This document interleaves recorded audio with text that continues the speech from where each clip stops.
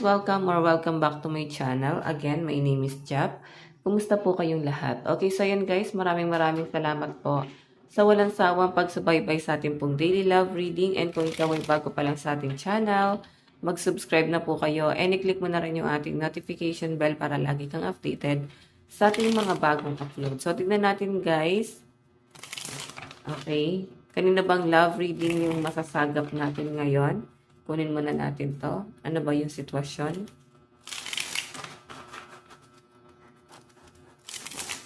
Tingin ko, parang mas feel ko tong isang card.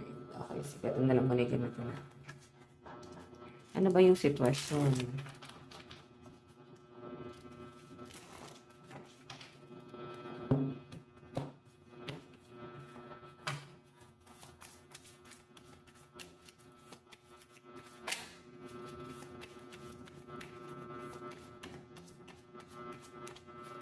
Okay, so meron tayong Two of Cups. So, nakikita ko naman dito yung pagkakaroon nyo ng respeto sa isa't isa and equality. Feeling ko may mga LGBTQ plus dito sa mga nasagap natin, no? Nirerespeto ka ng person mo and ganun ka rin naman sa person mo. So, na-feel ko naman guys, may give and take dito kahit minsan parang meron kayong misunderstanding, may tampuhan. Ayan, misunderstanding na tampuhan pa. So, yun yung na-feel ko dyan, guys. Minsan hindi kayo nagkakaintindihan, pero parang nandun pa rin sa point na mas nire-respeto nyo yung isa't isa. Okay? Pinahalagahan nyo naman yung isa't isa. Tignan natin.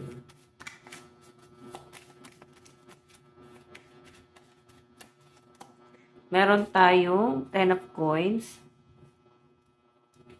Inheritance, financial security, and family.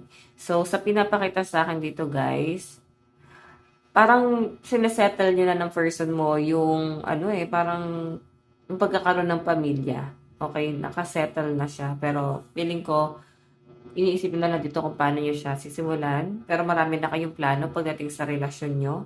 And, nandun sa point na nagkakaintindihan naman kayo pagdating sa ganitong obligasyon. Kasi pareha siguro kayo, guys, panganay. Or pwede rin naman guys na kung hindi sa ganun, pwedeng parehas naman kayong responsible. So, maganda yung nagiging plano sa pinapakita sa akin. Tingnan pa natin.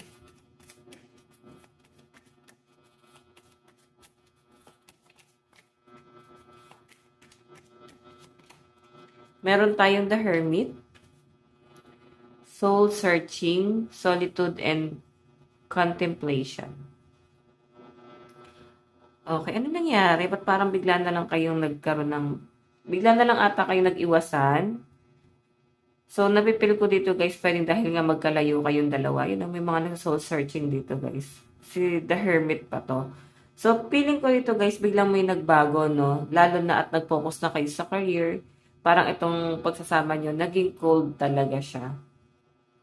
Okay, sa pinapakita rin sa akin dito guys, ayan, kung magkalayo kayo ng person mo, pwedeng hindi na kayo masyado nagkakaintindihan kasi nga parang mas iniisip na nung isa dito kung ano yung sitwasyon niya, lalo na at nag-iisa. Okay, pwedeng ikaw o yung person mo na parang kung nagkakaroon guys ng conflict, wala pa naman ako nakitang matinding pag-aaway, pero feeling ko kasi nagkakaroon ng conflict and yun yung nasa-sense ko dito na parang hindi nagkakaintindihan, okay? Pinipilit naman na parang unawain. Parang kailangan magkaroon ng give and take. Unawain yung isa. Magkaintindihan kayo guys, no? Sa kung ano yung pinagdadaanan ng isa't isa. Pero yung pinapakita kasi sa akin, pwede yun yung nagiging struggle. Nahirapan kayo intindihin yung isa't isa. Tingnan pa natin. So guys, meron tayong 10 of Swords. Okay. 10 of Swords. May mga nahihirapan ito. Yan na. Ano ba nangyari? Titignan natin ha. Pero isa na yun guys na nawalan ng time hanggang sa parang naging cold. Or yung iba dito guys, pwede naman bigla na lang kayong ginos. Ang ganda pa naman ng plano yung dalawa. Bigla na lang may nagbago yung nararamdaman. Bigla na lang nagbago yung plano. So, feeling ko guys, hindi kayo masyado nagkaintindihan sa mga gusto nyo mangyari. Parang nairita kayo sa isa't isa. Tignan pa natin. Ano pa yung ipapakita? Wait lang guys, patayin ko to. Electric pan. Okay.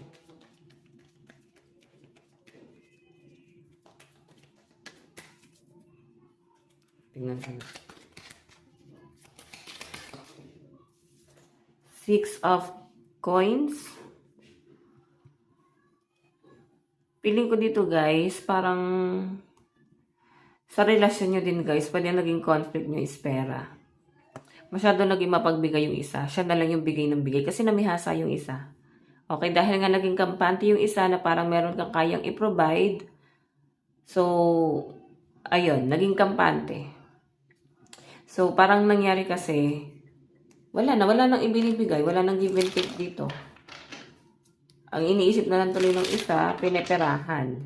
Pero hindi yun yung napifeel ko, guys. Pwede naging kampante lang kasi mas may naipoprovide yung isa. Pwede ikaw yung mas nagpo-provide or mas siya. Okay? Yun nga lang, guys, kailangan pakiramdaman din, no? Ano ba naman yung parang tawag dito? Obligasyon naman dapat yun yung pinagtutuunan ng pansin. Pero isa lang yung bigay ng bigay dito. Lalo na sa finances. Isa rin yung sa pinagtatalunan.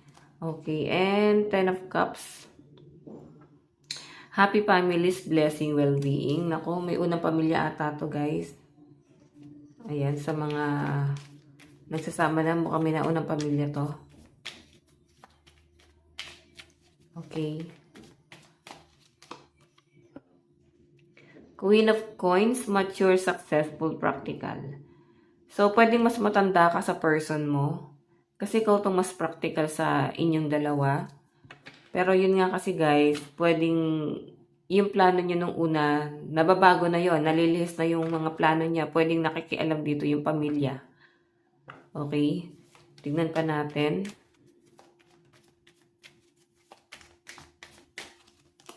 Meron tayong The Lovers, 10 of Swords. Naku. Pwede guys na na-tempt sa iba, no? Nagkaroon ng, hindi ko siya masabing third party, pero na-tempt. Nagkaroon siguro sila guys ng lovemaking, tapos pwedeng nalaman mo. Okay? And maraming dahilan, ayan, unti-unti ng pabigat yung energy na nasasagap ko rito. Nung una, okay naman kayo, sobrang simple lang ng pamumuhay nyo. Sobrang payapa, dami yung plano, pero habang tumatagal guys, bumibigat eh. Hindi na nagiging maganda yung mga nangyayari dito. Ayan. So, malakas guys ang energy ng mga water sign. Cancer, Pisces, Scorpio. Ayan. Mas malakas din ang mga Capricorn, Taurus, Virgo. And air sign, Aquarius, Gemini, Libra. Okay, ito Sagittarius. Tignan pa natin guys yung energy. Okay, energy.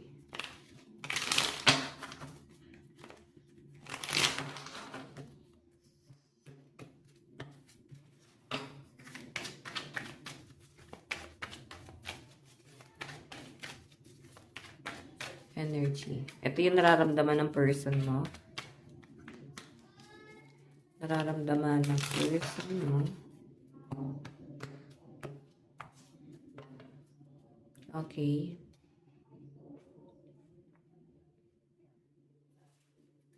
And nararamdaman mo kay first.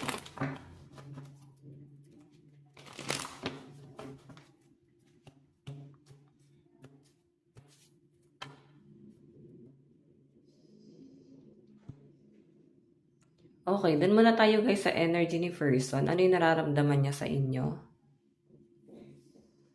Meron tayong Ace of Wands. Sa pinapakita sa akin dito guys, mahal ka naman itong taong to. And iniisip ka pa rin niya.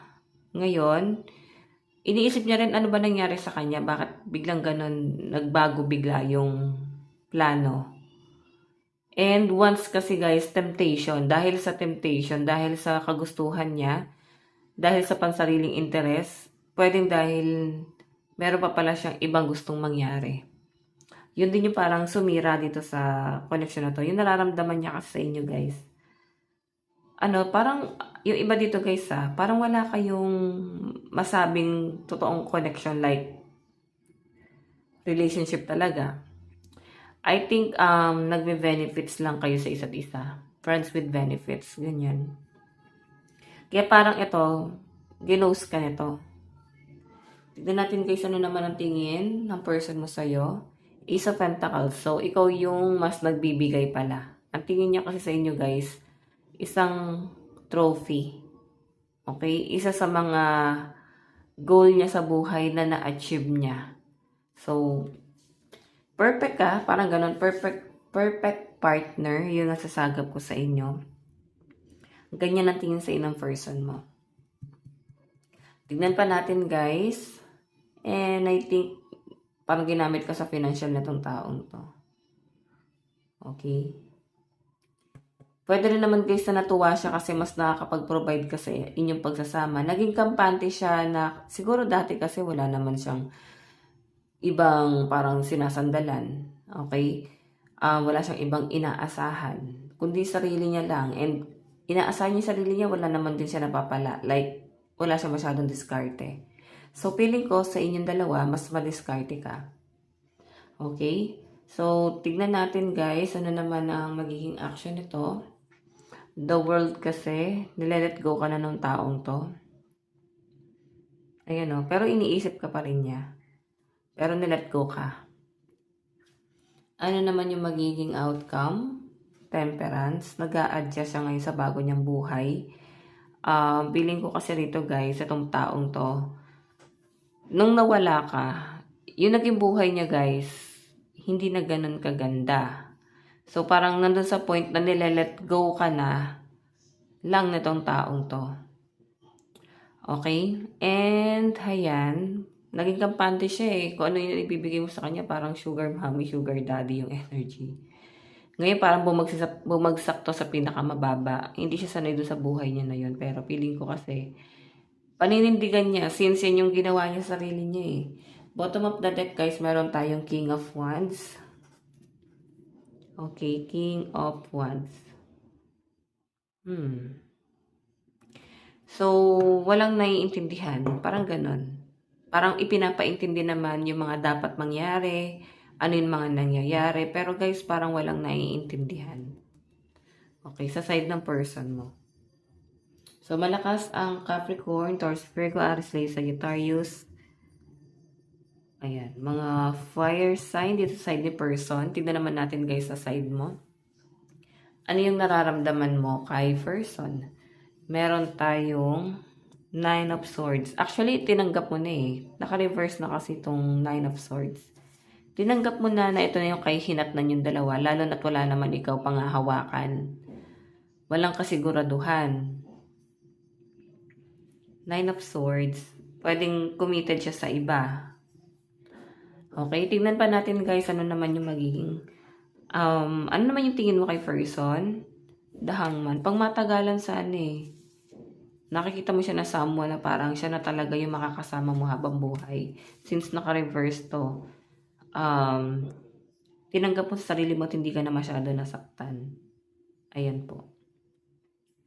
Okay, so tignan naman natin guys ano naman yung magiging action mo. 9 of Cups. Meron ka ng ibang plano para sa sarili mo. Parang wala na to sa plano mo. Wala na siya. Okay, parang bahala na siya sa buhay niya. Parang hindi ka ganun nasaktan. Siguro dahil wala kayong label. Hindi ka masyado nasaktan dito sa connection yung dalawa. Ano naman yung magiging outcome? 10 of Pentacles. Mas magpo-focus ka sa sarili mo, sa mga pangarap mo, plano mo. Pwede kasi guys na nandun kayo sa point na dati naman, yan naman talaga yung buhay mo. Okay, masaya ka lang, go with the flow. Tapos dumating sa buhay mo, sinira niya yung diskarte mo. Nahirapan ka na eh. Okay, distraction sa itong taong to. Pero ngayon kasi guys, as in ngayon, okay na yung energy na nasasagap ko sa inyo. Kasi 10 of Pentacles ka na dito. Nagpo-focus ka na sa mas importanteng bagay. Yung mga mahalagang bagay. Yun yung parang mas pahalagahan mo. Bottom of the deck mo guys, meron tayong Page of Cups. Diba? Puro iniisip mo dito is career mo, kung paano ka mag-grow pa. Ang gusto mo rin kasi is someone na tutulungan ka na mag-grow. And itong taong to guys, 6 of Swords. Lumayo siya eh. Ayan, parang biglang may nagpisik ng pabango. Bigla ko may naamoy na pabango, guys. Ayan. Clairvoyant. Ayan. Clairvoyant yung ganun, di ba? So, guys, ay malakas po ang mga water sign, Cancer, Pisces, Scorpio. Naglalaban yung water sign, Capricorn, Taurus, Virgo, and Aquarius, Gemini, Libra. Dito sa energy na to. As in, parang nagiging balance yung energy. Tingnan natin. Saan na patungo to? Pero feeling ko kasi tinanggap mo na eh. Na-let go mo na yan. Okay. Saan na patungo?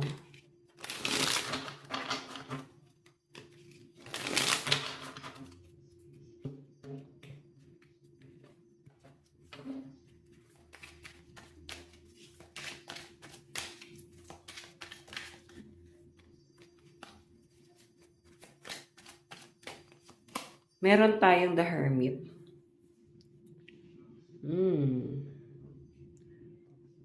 Something, parang hot and cold pa rin. Pero mas cold. Kaya ako nasabing hot kasi may ilaw pa dun eh. So, hot and cold, pabago-bago yung nararamdaman mo dito sa taong to. Hindi siya consistent na parang talagang mahal na mahal mo. Feeling ko may mga iniisip ka pa rin na mas practical sa magiging connection yung dalawa. Pero about love, hindi yun yung iniisip mo kasi mas ka dito, mas pinagagana mo yung isip mo. Ayan, meron tayong The Hierophant. Kailangan yung pag-usapan to. Yun lang naman yung nakikita ko, guys. Kailangan yung pag-usapan kung gusto nyo isettle itong relationship na to or meron mamagitan sa inyong dalawa na magtatama sa inyo kasi pwedeng parehas kayo nagpapatasan ng pride. Okay, parang kailangan merong sumentro sa inyo para mas malinawan or maayos nyo to. Tignan natin, guys, meron tayong 9 of Pentacles. Okay, yun nga lang, guys, ikaw consistent na nagpo-focus ka talaga sa pangarap mo. Okay, kung pababalikin mo siya sa buhay mo, parang ano yung mapapala mo? Parang ganyan. Ano yung magiging assurance mo? Okay, meron na ba siya kayang i-provide sa inyo? Baka ikaw na naman na mag-provide. Parang ganyan. Okay, meron tayo, guys, 4 of Wands, or at least kaya kanyang panindigan. 4 of Wands kasi, guys, wedding. Kung ibibigay niya sa iyo itong mga assurance na to, walang problema. Tingnan pa natin. Meron tayong Ace of Wands. Ayaw mo na rin na parang habang buhay temptation ka lang nitong taong to. Okay, tingnan pa natin. Meron tayong Queen of Cups. Meron tayong 3 of Cups. Okay. So, sa malinaw na pinapakita sa akin dito, itong Ace of Wands kasi, gustong mag-reach out. Like, parang magkalayo kasi kayo. Magkaibang bansa ba kayo? Sa abroad, LDR, ganyan. Tapos, Queen of Cups pa yung energy mo. Parang ikaw, napatawad mo na. Wala ka naman na ding sama ng loob, pero mas payapa ka nang malayo ka sa kanya. Pagod ka na rin magantay sa taong to. Okay. 3 of Cups. Tignan pa natin. Love advice.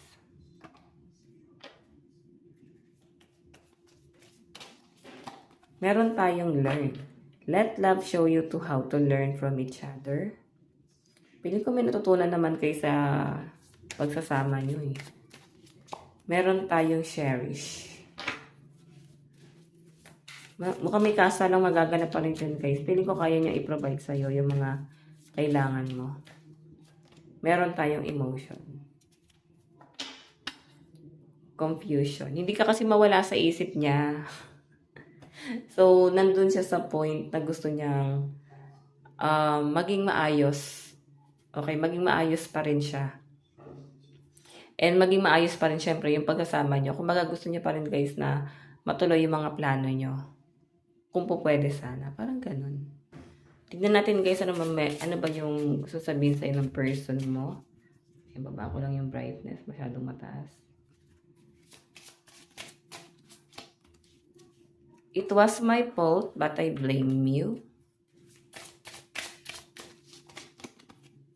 I know I was a distraction from your fame. Diba? Siya lang sumira sa diskarte mo eh. I am grateful for the spiritual lesson. Madami siya natutunan sa inyo kahit ganyan. Okay, so yan guys. Ito lang po ang inyong daily love reading. Bukas po ulit. God bless and love you all. Bye-bye.